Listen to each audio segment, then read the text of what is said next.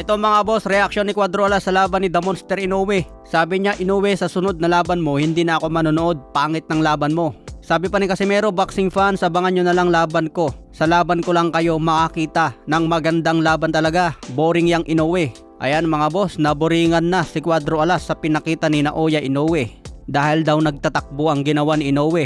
Pero yun talaga ang boxing mga boss. Kailangan mong tamaan ang kalaban mo at hindi ka matatamaan. Kasi useless naman ang boxing kapag tinamaan mo nga, tatamaan ka rin ng suntok. Kaya tignan nyo mga boss, naging easy fight kay Naoya Inoue ang laban. Hindi pa siya masyadong nasaktan. Former unified champion yan si Akhmad Aliyev.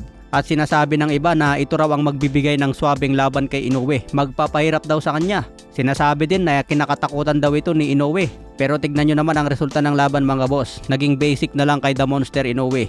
Dahil napakaganda po ng estilong ginawa niya. In-and-out ang galawan niya at talagang pinagpag si Akhmad Aliyev. Sa iba pang balita, nagbigay naman ng payag si Kit One-Time Turman sa panalo ni Terence Crawford. Unang-una, ginawa daw ni Terence Crawford ang matitinding jab. Yun daw ang susi sa panalo ni Crawford, bumitaw ng matutulis na jab. Magbigay ng kombinasyon sa likod ng mga jab na yon. Pangalawa, ginamit daw ni Terence Crawford ang buong ring. Kaya nahirapan daw si Canelo na magpatama ng solid dahil umiikot itong si Terence Crawford. Hindi raw magamit ni Canelo ang buong pwersa niya dahil pabago-bago ang posisyon ni Crawford. Pangatlo, pinakita daw ni Terence Crawford na kailangan din siyang respetuhin dahil pinakita daw niya kay Canelo Alvarez na hindi siya matatakot makipagpalitan ng suntok. Kaya bawat suntok ni Canelo may counter punch si Crawford. Kaya doon daw natalo si Canelo dahil hindi niya magamit yung buong pwersa. Kailangan niyang habulin si Terence Crawford at nakaka-counter din kung magbigay ng solid. Kaya ito raw ang Boxing 101 para kay Turman. Hit and don't get hit.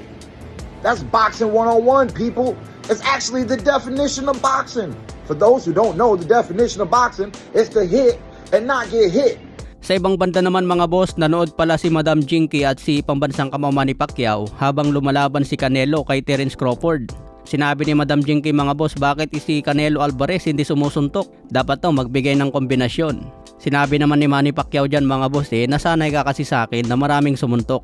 Ang tanong ngayon mga boss, magdedepensa ba si Terence Crawford ng titulo sa 168 pounds? O kaya bibitawan ni Terence Crawford ang kanyang titulo at babalik na sa 154 pounds. Kasi ngayon 5 division champion na po itong si Terence Crawford at 3 division undisputed. Pwede rin babay ni Terence Crawford ang 160 pounds middleweight. Pwede niyang labanan si Johnny Vic Alimcanoli para maging 6 division champion na. Magandang bakbakan ito mga boss kung labanan ni Crawford itong si Johnny Vic Alimcanoli. Sa ngayon hindi pa sinabi ni Crawford kung magbabakante siya ng mga titulo. Kung magpatuloy siya dito sa 168 pounds, nako, malalaki talaga ang mga kalaban niya. Tingin ko hindi na kailangan ni Crawford na magdepensa pa ng titulo sa 168. Mas maganda para sa kanyang karera, babalik sa 154 pounds at ipunin ulit ang mga belt doon. Pwede siya maging 4 division undisputed champion. Talagang kakaibang istoryin mga boss kung magawa niya. Okay mga boss, hanggang sa muli nating updates.